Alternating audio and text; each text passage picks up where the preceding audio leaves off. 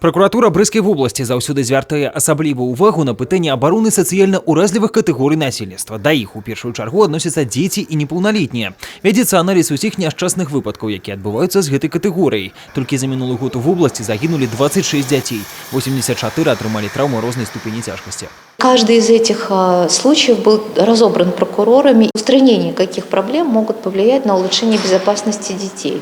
В частности, это не прекращающаяся проблема незакрепленного спортивного оборудования.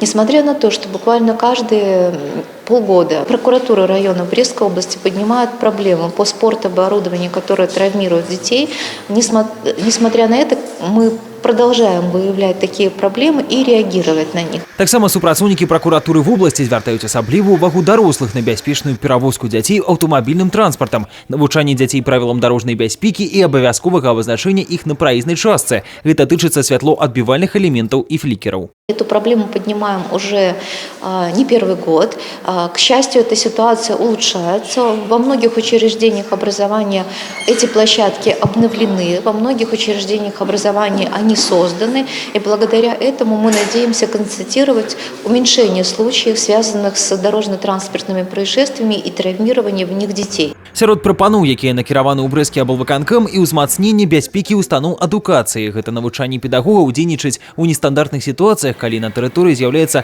чужы чалавек і павелічэнне камер і манітораў відэафіксацыі, якія прапануюцца размясціць і ў настаўніцкіх.